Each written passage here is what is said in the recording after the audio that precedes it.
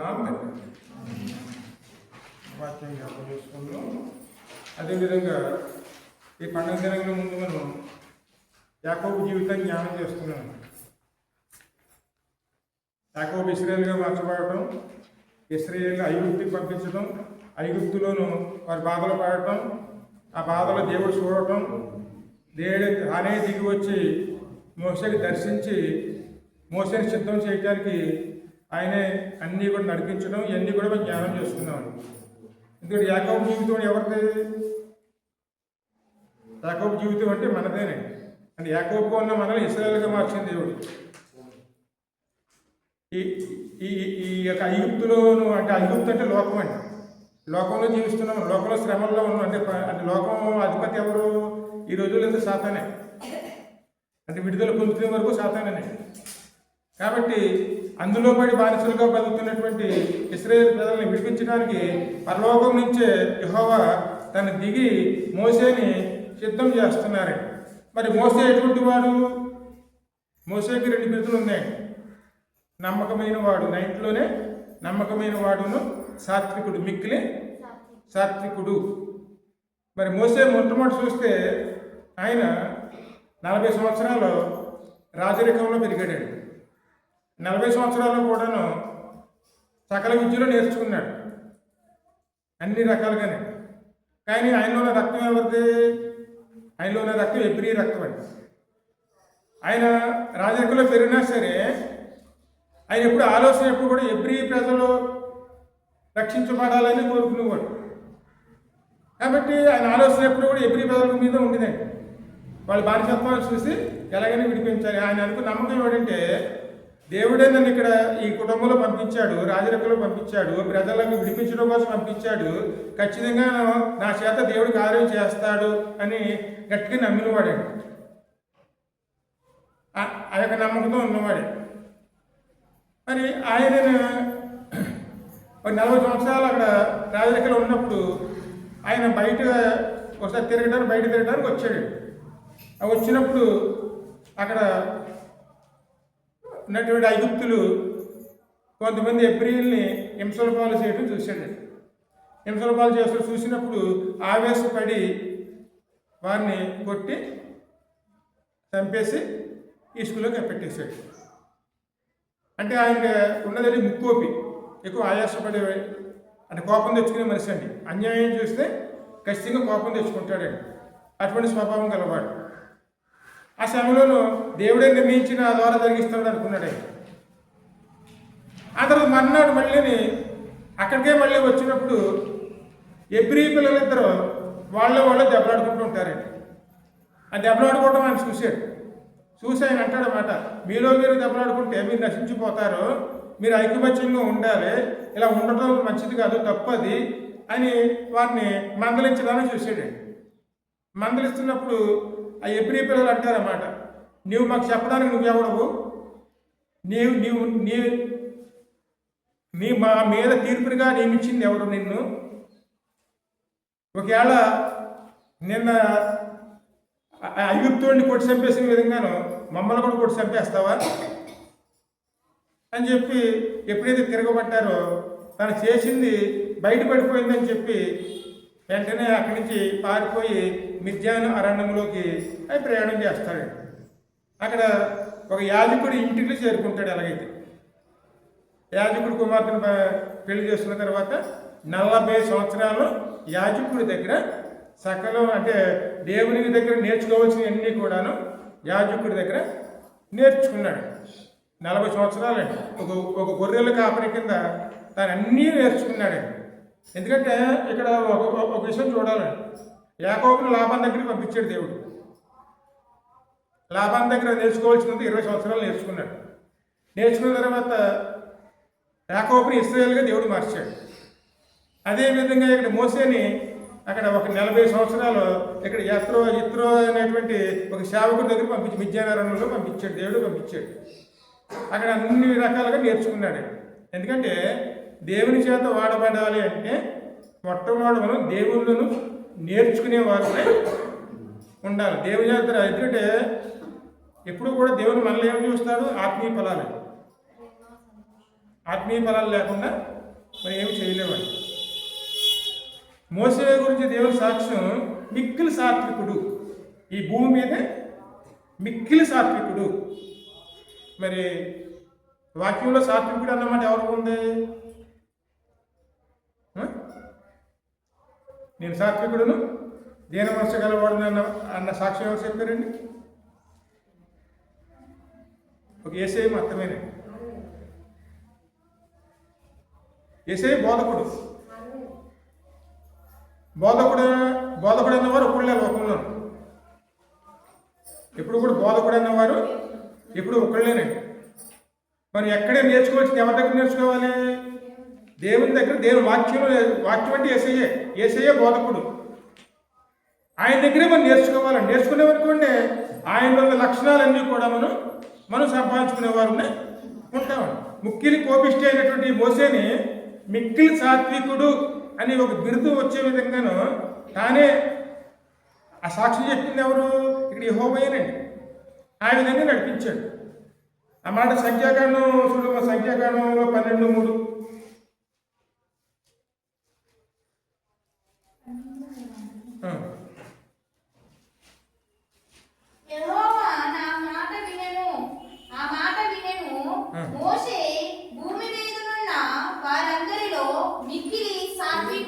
మిక్కిలి సాత్వికుడు. మరి ఈ సాక్ష్యం ఎవరు చెప్తున్నారు? నిజానికి చూస్తే మోసే నోటి మాంద్యం గలవాడు, మాట్లాడలేడు, లోకం మాటలు రావాయనికి ఎప్పుడూనండి. ఇష్టానుసారంగా ప్రవర్తించలేడు. అటువంటి స్వభావం గలవాడు. అటువంటి స్వభావంగా మాట్లాడేవాడు నత్తివాడు మరి దేవుని మాటలు చెప్పగలడండి? అటువంటి వాడే. కానీ ఇప్పుడు ఎవరి దగ్గర నేర్చుకున్నాడు? దేవుని వద్దండి. దేవుని దగ్గర నేర్చుకున్నాడు కాబట్టి 40 సంవత్సరాలు అక్కడ దేవుని వాక్యంలో. అంటే యాజకుడు అంటే ఖచ్చితంగా బోధకుడు. బోధకుడు అంటే ఎవరు? యేసయ్య. యాజకే నిజమైన యాజకుడు ఎవరండి? ఆయన దగ్గరే మనం నేర్చుకోవాలి. నేర్చుకునేమనుకోండి మన లక్షణాలు పోయి ఆయన లక్షణాలు మనం నేర్చుకునేవారు ఉంటాం. మందిరాన్ని ఉపయోగించుకునేమనుకోండి దేవుల్లో లక్షణాలు మనలోకి వస్తాయి. ఎందుకంటే ఆయన స్వరూపంలోనూ ఆయన పోలికల్లోనే మనం నిర్మించబడ్డాం. అవన్నీ పోగొట్టుకున్నాం. మళ్ళీ ఎక్కడ సంపాదించుకోవాలి? మీ ఇంట్లో రూపాయి కాసు పాడేసుకుని ఎక్కడో బయటకు వెళ్ళి ఎదిగితే దొరుకుతుందండి? మీరు ఎక్కడ వెతకాలి? మీ ఇంట్లోనే వెతుక్కోవాలి. మరి దేవుని ఇచ్చి దేవుని దగ్గర పాడేసుకున్నాం. మనం ఆయన మాటకు లోపడలేదు. అన్నీ పోగొట్టుకున్నాం. ఆయన స్వభావాన్ని పోగొట్టుకున్నాం. ఆ పోలికలు పోగొట్టుకున్నాం. తిరిగి ఎక్కడ సంపాదించుకోవాలి? ఆనాడు యేసయ్య ఇచ్చారు మనకి. మళ్ళీ ఆయనే మనకి ఇచ్చేవారుగానే ఉంటారండి. అందుకే మోసే అక్కడ రాజు కుటుంబంలోనేమో సకల విద్యలు నేర్చుకున్నాడు. దేవుని సేవకుని దగ్గర దేవుళ్ళలోని లక్షణాలన్నీ కూడాను అని సంపాదించుకున్నాడండి. మరి మోసే లాంటి పరిచయంలోకి మనం వెళ్ళాలంటే, దేవుని పనిలోకి మనం వెళ్ళాలంటే ఖచ్చితంగా మనం ఎక్కడ నేర్చుకోవాలండి? దేవుని చదువు నేర్చుకోవాలనుకోండి మిక్కిలి సాత్వికుడు అన్న బిరుదు యేసయ్యకే ఉంది. అటువంటి స్వభావం మనకి దేవుడు అనుగ్రహిస్తాడండి. అందుకే ఎప్పుడు కూడా దేవుని సేవను నేర్చుకుని ఆయనలో నిలవడానికి మనం ప్రయాసపడేవారునే ఉండాలి. అంతేకాదండి, ఒకరికి స్నేహితులతో మాట్లాడిన విధంగా నేను మోసేతో మాట్లాడదను అన్న సాక్ష్యం కూడా అక్కడ నిర్గమకాండం 34:11 ఉండొచ్చు. 33:11 మనుషుడు తన స్నేహితులతో మాట్లాడినట్లు యెహోవా మోసేతో ముఖాముఖిగా మాట్లాడుచుండెను. హల్లెలూయా. చూడండి, మోసేకి దేవునికి ఎంత ఎంత ఎంత సన్నిహితం వచ్చింది. ఇప్పుడు దేవునితో మనకు ఉన్న సన్నిహిత సంబంధం ఎటువంటిది అంటే, ఒక స్నేహితుడితో ఉన్న సంబంధం మనకు ఉందా అంటే, లేకపోతే కేవలం బయట వారిగా మనం వచ్చి వెళ్ళిపోయే వారి స్వభావంతో ఉందాం. అంటే దేవుని అంతా అన్ని పొందుకోవాలంటే మనం ఉండవలసింది ఏమిటి? సన్నిహిత సంబంధం అండి. ఒక ఒక స్నేహితుడితో మాట్లాడినట్లుగా ముఖాముఖిగా మాట్లాడుచుండెను. చూడండి, అంత సన్నిహిత సంబంధం దేవునికి మోసేకి మధ్యన ఉన్నదండి. ఎందుకంటే సేవకుడు ఉండవలసిన లక్షణం ఏమంటే మొట్టమొదటి లక్షణం సాత్వికత్వం, దేవునితోనూ సన్నిహిత ఇప్పుడు సంబంధం అండి. ఒక స్నేహితుడితో మాట్లాడే విధంగా ఉండాలి. అదేవిధంగా సాత్వికము అనే లక్షణం ఖచ్చితంగా మనలో ఉండాలండి. అప్పుడే మనం దేవుని పని చేయడానికి యోగ్యులుగా మారుతామండి. అది వచ్చే వరకు కూడా ఎక్కడ ఉన్నాడు? సేవకుడి దగ్గర ఎన్ని పొందుకున్నాడండి. పొందుకున్న తర్వాత ఇప్పుడు ఆయన ఇక్కడ ఈ దేవుని పర్వతం దగ్గరికి వచ్చినప్పుడు దేవుడే పిలిచాడు, మోసే ఇలా రా అన్నప్పుడు ఆయన వచ్చాడు. వచ్చినప్పుడు అక్కడ కోదలోను పెద్ద అగ్నిలోను అన్నీ చూస్తాడండి. దేవుడే నడిపిస్తాడు. ఇవన్నీ దేవుడే చెప్పాడు. ఇప్పుడు దేవుడు మోసేని ఎందుకు ఎన్నుకున్నాడు? తన ప్రజల దగ్గర పంపిస్తాను. ఆ ప్రజల దగ్గరికే కాదండి, అక్కడున్న పరో దగ్గరికి పంపిస్తాను కండి. ఆ రోజులు పరో అంటే ఎవరంటే సాతాను సాదృశ్యం అండి. ఆడ అగ్నిలోనూ ఉంటుంది. అక్కడికి మోసేని పంపిస్తున్నాడు. అంటే మోసే ఎవరు? దేవుని ప్రతినిధి కింద శాతం దగ్గరికి పంపిస్తున్నాడు. నా బిడ్డలు పంపిస్తావా, బయటికి పంపిస్తావా? పంపించు అంటే వాళ్ళు నన్ను ఆరాధించాలి కాబట్టి వాళ్ళు పంపిస్తావా లేదా అని చెప్పి ముఖాముఖిగాను అవి మాట్లాడటానికి మోసేని పంపిస్తాను. మోసే ముందు ఒప్పుకోడు. నేను నోటు మాన్యం గలవాడిని, నా ప్రజలే నా మాట కోసివేశారు, మరి పరువు ఎలా ఉంటాడో. ఎందుకంటే మనం ఎక్కువ మాటగారితనాన్ని ఎక్కువ ఇష్టపడతామండి. ఎందుకంటే 4 మాటలు చెప్పారనుకోండి, వాళ్ళంత సేవకులు ఎవరు ఉంటారండి. లోకం మాటలు కాకుండా దేవుని మాటలే చెప్పి అలా జీవించేవారు మనం ఏమనుకుంటాం? మనం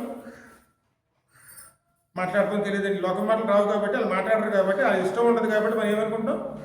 ఏమి తెలియదండి అనుకుంటాం మనం. కానీ దేవుడు అక్కడ దేన్ని చూస్తాడు? ఆయనకి లోబడే తప్పని చూస్తాడా? తన మాటల్లో ఉన్నది ఉన్నట్లుగా ఆ మాటలు తీసుకునే వాడిని చూస్తాడా? లేకపోతే లోకం మాట్లాడే బాగా నేర్చుకుని అన్ని విద్యలు ఆరితేరే వాడిని దేవుడు చూస్తాడు. ఇక్కడ ఎవరు కావాలి దేవునికి? అంటే మోసే తప్పించుకోవాలని చూశాడు. ఆయన మాట పంచం గలవాడిని, నా మాట ఎవరు వింటారో, ఎవరు వినరో, ఇప్పుడు చెప్పాను, వాళ్ళ మాట ముందు విన్నారు. కానీ ఆ పరువు మళ్ళీని వాళ్ళని చిత్రహింసల పాలు చేశాడు. అప్పుడు పనులు కన్నా ఇంకా ఎక్కువ పనులు చెప్పి మమ్మల్ని ఇబ్బందుల పాలు చేశాడు. ఇప్పుడు ఆ కఠినత్వం చూసి ఈ ప్రజలందరూ కూడా మళ్ళీ నా మీద అందరు తిరగబడ్డారు. ఇప్పుడు నా మాట ఎవరు వింటలేదు, పరువు దగ్గరికి వెళ్ళమంటున్నావు నువ్వు, వీళ్ళు వినలేనప్పుడు వాళ్ళు ఎలా వింటారు? కాబట్టి నా స్థానంలో ఎవరినన్నాను ఒక మంచి మాటగారిని చూసి పంపించు అని. అప్పుడు దేవుడు అంటాడు అన్నమాట, ఈ నరుడికి నోరిచ్చింది ఎవరు?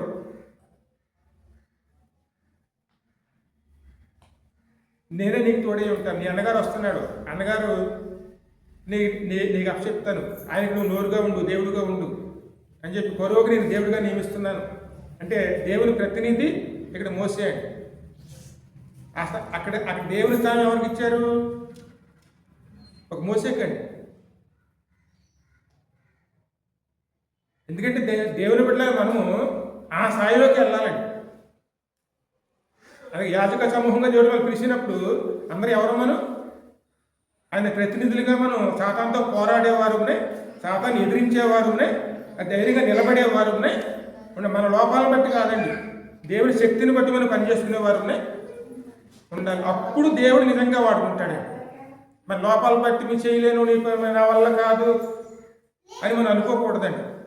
లోపాలను చూసే దేవుడు కాదు, లోపాలను సరిచేసి వాడుకునే దేవుడిగా మనం ఉంటారండి. ధైర్యం చెప్పి పంపించాడు. పంపించినప్పుడు ఇక్కడ 5వ అధ్యాయం చూడము.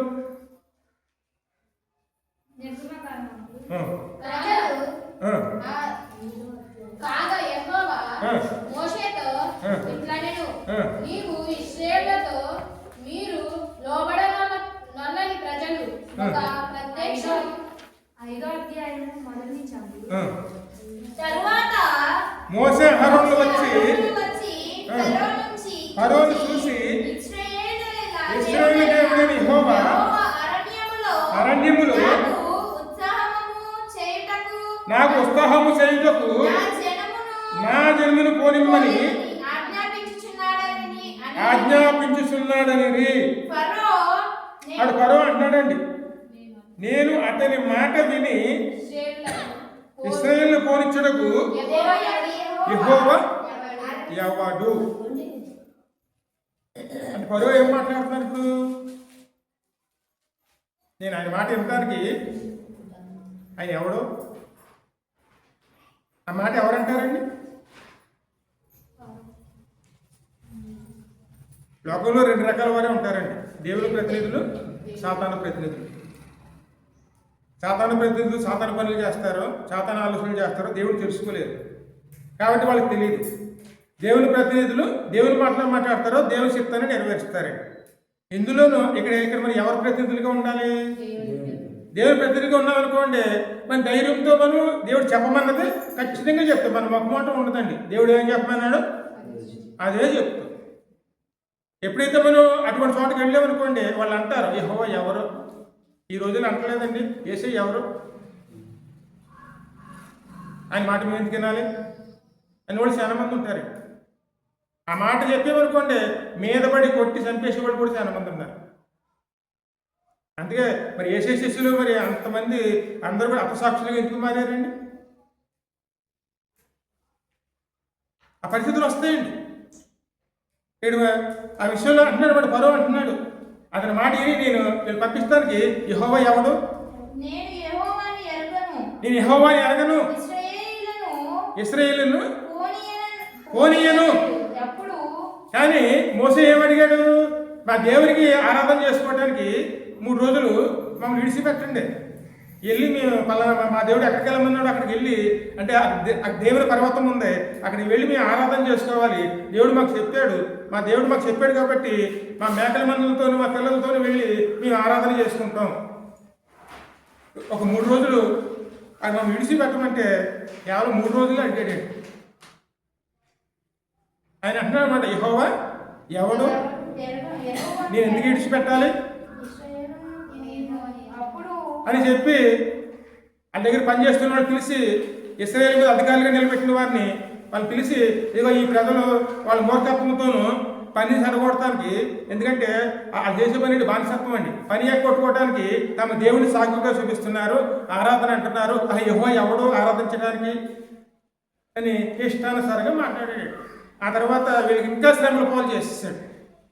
అటువంటి స్థితులు ఆ రోజు నుంచి ఈ రోజు వరకు కూడాను లోకంలోనూ దేవుని పనిచేస్తున్న వారికి ఎదురవుతూనే ఉంటాయి. ఆ మాట యేసయ్య అన్నారు చూడండి. ఆ మాట మీ చదవాలని యోహాను సువార్తలను 16:1-2-3 వచ్చినప్పుడు 16 అధ్యాయంలో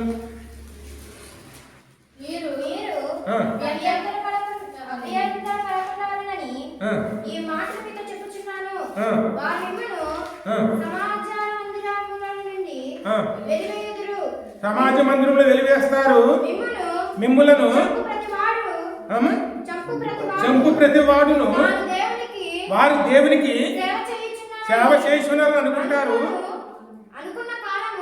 అనుకున్న కాలము వచ్చుచున్నది, వారి తండ్రిని నన్ను తెలుసుకునలేదు కాబట్టి ఇలాగ చేస్తారు. దేవుడు తెలుసుకోలేదు, కుమారుడు తెలుసుకోలేదు కాబట్టి వెలుగులోకి రాలేదు. వెలుగంటే ఏమిటో తెలియదు కాబట్టి వారు మన మీద ఈ క్రియలు చేస్తారు. ఆ రోజు నుంచి ఈ రోజు వరకు కూడా ఇదే క్రియలు నడుస్తున్నాయి. ఆశ్చర్యపోవాల్సిన అవసరం లేదండి. ఎందుకంటే మనకి ఇటువంటి పరిస్థితులు వస్తాయి. వాళ్ళు ఎలాగన్నారు వీళ్ళు ఎలాగన్నారు మనకు అనవసరం అండి. చేతను అనిపిస్తుంది. దేవుడు అంటే వాళ్ళకి ఎంత మాత్రం తెలియదండి. అంతే లోకంలో ఎదుగుండొచ్చు కానీ వారు దేవుళ్ళు ఎదగలేదు. దేవుడు అంటే ఏమిటి తెలియదు, వెలుగు అంటే ఏమిటి తెలియదు. ఆ వెలుగులు తెలియనప్పుడు చీకటి గురించే మాట్లాడతారు కానీ వెలుగు గురించి ఏమి మాట్లాడతారు? అందు గురించి మనం వారి మధ్య మనం అభ్యంతర పడక్కర్లేదండి. అది చీకట్లో ఉన్న వాళ్ళు ఏం చేయాలి? మనం వెలుగులోకి తీసుకురావడానికి ప్రయత్నపడాలి కానీ మనం అభ్యంతరపడి వారిని చీకట్లో విడిచిపెట్టేసే వారి కింద ఏమాత్రం ఉండకూడదండి. ఎందుకంటే అగ్నిలో కాలిపోతాం బలవంతంగా లాక్కుని బయటకు తీసుకొచ్చి మనం రక్షించే వారికి ఉండాలి కానీ మనం అందరూ కోసి వచ్చే వారి కింద ఉండకూడదు. యేసయ్య చెప్తున్నారండి. ఫరో పరిస్థితి ఇదండి. అందుకని తిరగబడ్డాడు. యెహోవా ఎవడో ఆ దేశానికి రాజే కావచ్చు, కానీ ఆయనకి దేవుని వెలుగు లేదండి. అంటే దేవుడు ఏమిటో తెలియదు, ఆ స్థితిలో ఉన్నాడు. మరి ఆయన పరిపాలించే ఉన్నటువంటి ప్రజలు ఎలా ఉంటారు? అదే పరిస్థితిలో ఉంటారు. అందుకే ఎంత చెప్పినా సరే వినలేదు. ఇంకా ఇశ్రాయేలు వాళ్ళని ఇంకా బానిసల కింద చిత్రహింసల పాలు చేశారండి. ఎన్ని చేసినా సరే అక్కడ ఫరో తన హృదయాన్ని కఠినపరుచుకున్నాడు కాబట్టి ఇంకానూ కఠినపరచడానికి దేవుడు నిర్ణయించుకున్నాడు. ఎందుకంటే మనం ఏ విత్తనం వేస్తే ఆ పంటకు వస్తామండి. దేవుని బిడ్డలు ఎప్పుడు కూడాను విత్తనం అంటే మన జీవితం ఒక చిత్తం నెరవేర్చుకోవటం అండి.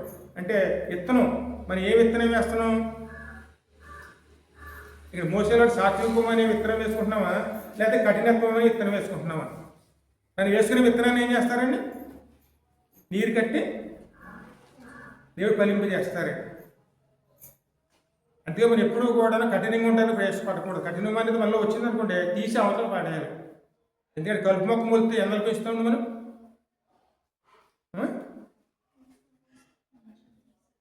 ఎందుకంటే మన పెరట్లోనూ ఒక ముళ్ళ మొక్క పెరిగి చిన్న మొక్క మొలిచింది అనుకోండి, వెంటనే పీకేస్తారా పెరగనిస్తారా? అక్కడ మీరు నిర్లక్ష్యం చేసుకుంటే రేపు పొద్దున పెరిగి ఏం చేస్తుంది? ఖచ్చితంగా మనకి ఇబ్బంది కలుగుతుంది. అందుకే ఈ కఠినత్వం అనేది మనలో వచ్చిందని విత్తనం వచ్చిందనుకోండి, వెంటనే మనం ఏం చేయాలి? దేవుని సహాయంతో ఏం చేసుకోవాలి? దాన్ని పెరిగి అవతల పాడేస్తున్నాం అనుకోండి, అది మనలో పెరగదు. కానీ ఇక్కడ పరువు అలా లేడండి. అందులో వృద్ధి చెందుతున్నాడు. దేవుడు హెచ్చరిస్తున్నాడు. దేవుడు సేవకుల మాటలు ఏం చేస్తున్నాడు? కనుక నిర్లక్ష్యం చేస్తున్నాడు. దేవుణ్ణే నువ్వు ఎవడో నాకు తెలియదు అంటున్నాడు. అంతలాగా ఆయన మనసు ఉంది కాబట్టి దేవుడు ఇంకనూ కఠినంగా చేసే విధంగానూ ఆయన నడిపించాడు. ఎందుకంటే దేవుని అద్భుతాలు లోకం చూడాలి. ఏ స్థితిలో అయినా సరే దేవుని బట్టి నడిపించగల సామర్థ్యుడు యెహోవా అని అక్కడ ఇశ్రాయేలు ప్రజలే కాకుండాను ఈజిప్ట్ ప్రజలు, ఈజిప్ట్ రాజుతో తెలుసుకోవాలని చెప్పి రాజుని ఇంకా కఠినంలోనే ఉంచి అక్కడ ఈ కార్యాలన్నీ కూడాను ఇవన్నీ దేవునికి తెలుసు. అంటే మోసేని పంపించి చెప్తాడు, నువ్వు ఇంకానూ కఠినంగా మారిపోతాడు, అయినా సరే మీరు ధైర్యంగా వెళ్ళండి. ఇంకా మన వాక్యంలో ముందు చూస్తే చూడండి, యోహాను 8:12 చూడండి.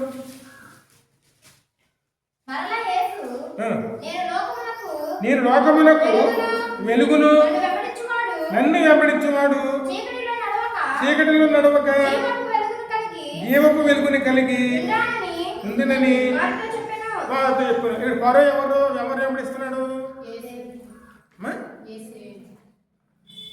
ఒకసారి జాగ్రత్త ఏంటంటే పరో ఎవరిని వెంబడిస్తున్నాడు?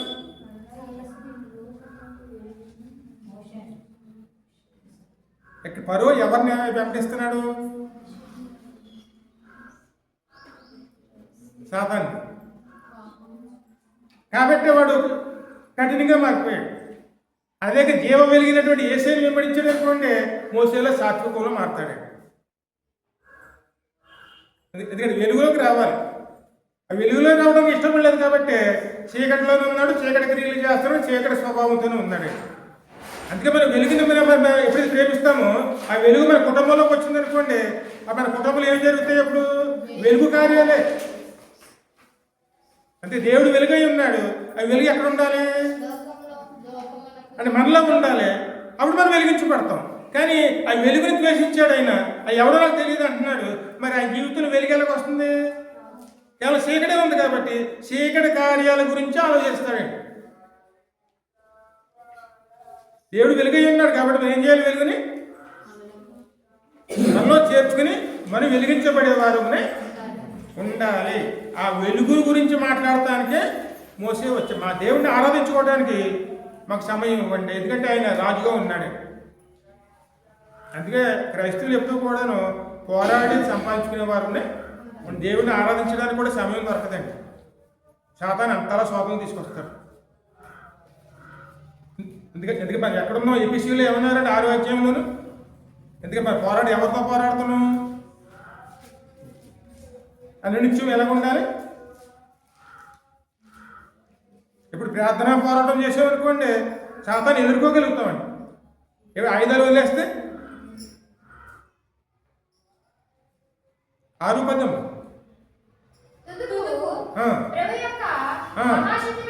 మహాశక్తిని బట్టి ఆయన యందు బలవంతులై ఉండుడి, మీరు అపవాది తంత్రములను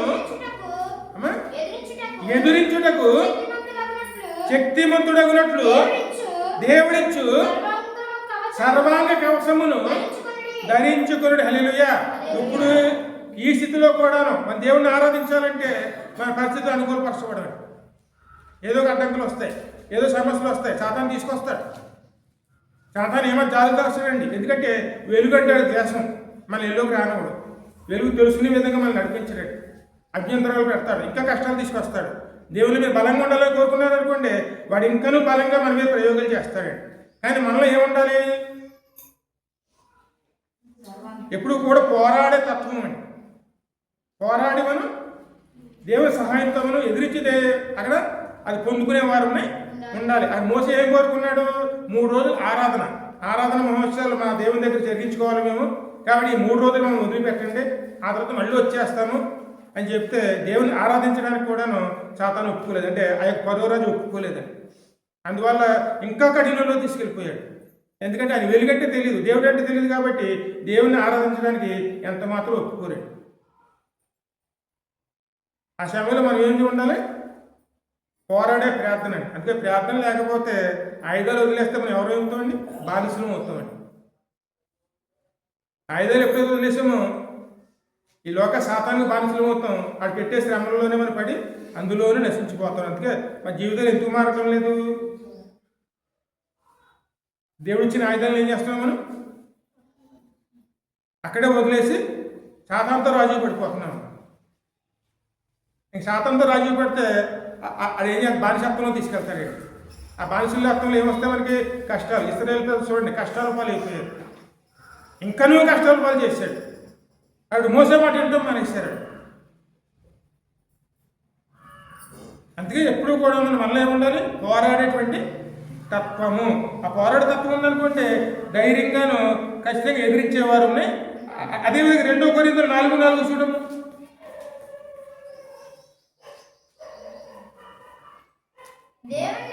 దేవుని దేవుని స్వరూపి అయిన క్రీస్తు మహిమ కనబరచు సువార్త ప్రకాశము వారికి ప్రకాశింపకుండినట్లు నిమిత్తము ఈ యుగ సంబంధమైన దేవత వారికి మనోనేత్రములను గుడ్డితనము కలగజేతును. హల్లెలూయా. ఇది ఖచ్చితంగా జరుగుతుందండి. అదే అందుకే మత ఘర్షణలు, దేవుని నమ్ముకుని చంపేశారంటాం, మందిరాలు కూల్చేశారంటాం. ఇవన్నీ ఎందుకు జరుగుతున్నాయి? అన్నీ దీనికోసమేనే. అంటే వాడు దేవుడు అంటే తెలియదు, మనోనేత్రాలు వాడు నమ్ముకునే దేవుడు అంటే వాళ్ళు అనుకున్నదే. ఎప్పుడైతే వాళ్ళ మనోనేత్రాలు మూసేసాడో దేవుడు తెలుసుకోలేరే. ఎంత మాత్రం దేవుడు తెలుసుకోవడం అనేది అసాధ్యం. అందుకే వారు ఆ విధంగా ప్రవర్తిస్తారండి. మరి వారి విషయంలో మనం ఎప్పుడైతే వెలుగులో తీసుకుని ప్రయాసపడతామో, మోసే ఎంత శ్రమ పడ్డాడో అక్కడ దేవుడి చేత 10 అద్భుతాలు చేసే వరకు కూడాను ఫరో దగ్గరికి వస్తూనే ఉన్నాడు. ఆయన 10 అద్భుతాలు ఎందుకు చేశాడు? ఫరో రాజుతో పాటు అక్కడ ఉన్న రాజ్యంలో ప్రజలందరూ కూడా చూసి ఈ దేవుడు ఎంత శక్తివంతుడో, ఎటువంటి వాడో తెలుసుకునే విధంగానో అద్భుతాలు చేయడానికి ఇష్టపడ్డాడండి. ఎందుకంటే అద్భుతాలు చూసేలా నేర్చుకుంటారు. మా దేవుడు ఎంత శక్తివంతుడో, ఎలా నడిపించగలడో, ప్రార్థన ఆలకించేవాడుగా తెలుసుకోవాలి. ఎందుకంటే ఎప్పుడో మొదలుపెట్టిన ప్రార్థన, ఆ ప్రార్థన ఇన్ని వారిని విడిపించడానికి పరలోకానికి దిగి వచ్చాడండి. అబ్రహాం ఇచ్చిన వాగ్దానాన్ని జ్ఞాపకం చేసుకుని అందులోనూ వాళ్ళు నడిపించడానికి దేవుడు దిగి వచ్చాడు. ఎందుకంటే ఎప్పుడో వాగ్దానం ఇచ్చిన వాడు మర్చిపోని దేవుడని తెలుసుకునే విధంగాను ఆయన ఈ లోకానికి వచ్చి అవన్నీ ఎవరు తెలుసుకోవాలి? అవన్నీ దేవుడు ఎరగని పిల్లలు తెలుసుకోవాలండి. అంటే విశ్వాసం పుట్టడానికి 10 అద్భుతాలు చేసాడు. అందుకే అద్భుతాలు ఎందుకు జరుగుతాయండి? మనకి దేవుడు ఏమిటో తెలుసుకోవడానికి. ఆ రకంగా ఎప్పుడైతే నడిపించాడో అదే ఇర్మియా 17:9 చూడము.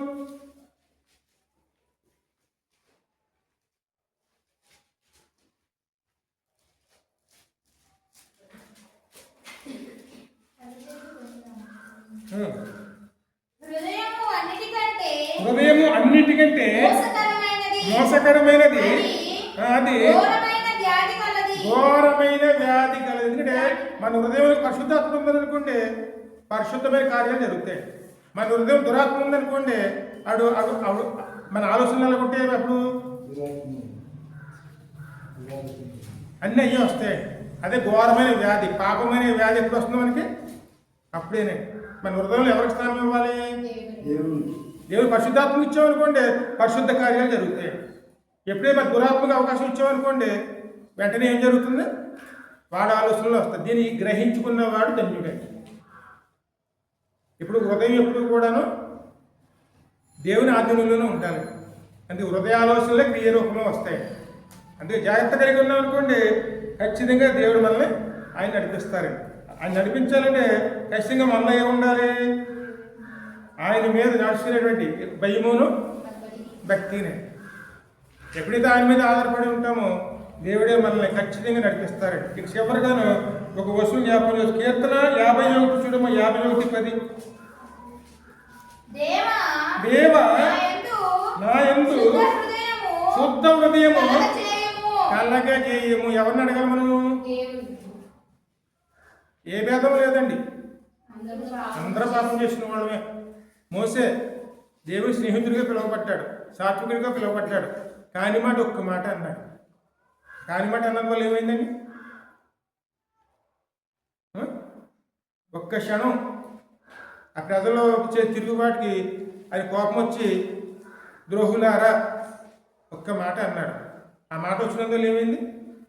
తన ప్రజల్ని ఆయన నడిపించడానికి దేవునికి ఇష్టపడక, నువ్వు కానానికి వెళ్ళవు, నువ్వు కానాన్ని చూడవు అన్నాడు. మరి ఏ క్షణంలో అయినా సరే మన పరిస్థితి ఎలా ఉంటుంది? దేవుల్లో మన పరిశుద్ధంగా నిలవాలండి. ఎవరిని అడగాలండి? శుద్ధ హృదయం కలగజేయము. చదువు. నా అంతరంగములో స్థిరమైన మనసును నూతనముగా పుట్టించుము. స్థిరమైన మనసు, సాత్వికత్వము, ఆ దేవుని ద్వారా మనం దినదినము కూడా మనం నూతనంగా మనం పొందుకునే వారమనే ఉండాలి. ఏ క్షణంలో మనం ఎలా ఉంటామో తెలియదండి. ఏ క్షణంలో మనం సాతాను లోపడిపోతామో, సాతాను తెలుగు దాని మీద వస్తే 6 ఏడుగుళ్ళలోకి వెళ్ళిపోతామో, జాగ్రత్త పడకపోతే ఉంది. అందుకే అనుదినం ఏం చేయాలి? మనం పేదల ద్వారా దేవుని అడిగి సంపాదించుకునే వారమనే ఉండాలి. చదువు. నీ సన్నిధిలో నుండి నన్ను త్రోసివేయకము, నీ పరిశుద్ధాత్మను నా యొద్ద నుండి తీసివేయకము. నీ రక్షణ ఆనందము నాకు మరలా పుట్టించుము. సమ్మతి గల మనస్సు కలగజేసి నన్ను దృఢపరచుము. అప్పుడు అతిక్రమములను చూడండి. ప్రతిరోజు కూడా మన దేవుని ఏమడగాలి? ఎప్పుడైతే మనం ఇలా నడుచుకుంటామో, మోసే లాంటి సాత్వికత్వము ఖచ్చితంగా దేవుడు కూడా మనకి ఇస్తాడు. శుద్ధ హృదయం ఎక్కడి నుంచి వస్తుంది మనకి? దేవుడు ఇస్తేనే. దేవుడిని అడగాలండి. దేవుడి సన్నిధానం దేవుడు ఇచ్చాడు మనకి. దేవుడి చేత త్రోసివేయబడ్డం అనుకోండి, మళ్ళీ సంపాదించుకోవడం అనేది అసాధ్యమండి. మోసేని అన్నాడు చూడండి, కాని మాట ఒక్క మాటకే ఆయన ఇంక నువ్వు కాలానికి వెళ్ళవు, చాలు ఇంకా. అప్పుడు కూడా బతిమాలపోయాడు, ఏదో మాట్లాడబోయాడండి మోసే. అలా ఎందుకన్నాడు వివరించబోయాడు. ఇంక చాలు, ఇంక అనవసరం మాట్లాడద్దని చెప్పి ఇక్కడితో దీన్ని ముగించేయని చెప్పి నువ్వు కాలానికి వెళ్ళవు అని చెప్పి ఇక్కడే చనిపోతావని చెప్పి ఆ విషయం కూడా ఆయన చెప్తాడు. మరి అంత గొప్ప సేవ చేసిన సేవకుడే ఒక చిన్న మాటకి కానాన్ని చూడలేకపోయాడంటే, దేవుడు ఆ మాట వింటానికి ఇష్టపడలేదంటే, మరి దేవుడి పరిశుద్ధమైన సన్నిధి ఎటువంటిదండి అది? అందుకే మనం అడగాలండి, ప్రభువా నీ సన్నిధానం నుంచి మనం త్రోసివేయకము, మీరే మనం నడిపించండి, నీ ఆత్మతో నడిపించండి, బతిమాలుకోవాలండి. అనుదినము కూడా మనం దేవుళ్ళు బతిమాలుకున్నాం అనుకోండి, ఆ సన్నిధి సంతోషం ఎల్లప్పుడూ కూడా మనకి దేవుడు మనకు అనుగ్రహిస్తాడండి. అందుకే ఎప్పుడు కూడా దేవుడి సన్నిధి అనేది పరలోక మార్గం అండి. మార్గాన్ని మనం కోల్పోకుండా దేవుని చేత నడిపించబడుతున్న వారనే ఆ మార్గం కోసమే మోసేని ఎన్నుకున్నాడండి. ఈరోజు మోసే స్థానంలో ఎవరు వచ్చారు మనకి? ఈరోజు మనకి యేసయ్యండి. ఆయనే పరలోక మార్గం అండి. నా సన్నిధే నీకు తోడుగా వచ్చును. దేవుడి సన్నిధే మనల్ని నడిపిస్తుంది. ఆయన దగ్గర నేర్చుకున్నాం అనుకోండి, అనుదినము కూడాను యేషయ్యలో ఉన్న లక్షణం అది మనలోకి వస్తుంది. అప్పుడు మనం నడిపించబడదు. దానికోసమే ఆయన శరీరాన్ని ఇస్తారు, ఆయన బలం ఇస్తారు. ఆయన శరీరం, ఆయన రక్తం, ఈ రెండు కూడా ఎవరిని పరిశుద్ధపరుస్తుంది, ఎవరిని బలపరుస్తుంది? ఖచ్చితంగా మనమేనండి. అందుకే లోబడే మనసు మోసేలో ఎలాగైతే ఉందో అది దేవుని ద్వారా మనం పొందుకునే వారునే ఉండాలి. పొందుకున్నామనుకోండి ఖచ్చితంగా ఆ రోజు తాను ఎలాగైతే అన్ని సంవత్సరాలు వారితో నడిచాడు, ఎన్నో అద్భుతాలు, ఎర్ర సముద్రం దాటించాడు, ఎన్నో అద్భుతాలు చేశాడు. ఎన్ని అద్భుతాలు చేసినా నువ్వు ఇక్కడికి వీళ్ళు ప్రజలు అద్భుతాలు చూసేది కానీ అక్కడ దేవుడు చూడగలిగారండి. ఈ పరిస్థితుల్లో మనం వెళ్ళకూడదు. దేవుడు అద్భుతాలుగా చూడకూడదు. దేవుడి సరి కార్యాలుగా చూసి దేవుడి మీద మనసు పెట్టుకున్నాం అనుకోండి, దేవుడి జ్ఞానంలో మనం వృద్ధి పొందేవారునే ఉంటాం. ఆ జ్ఞానం కోసమే ప్రయాసపడేవారునే. ఇప్పుడు చిన్న ప్రార్థన చేసుకుందాం, బలారాధన కోసం చిన్న ప్రార్థన చేయండి.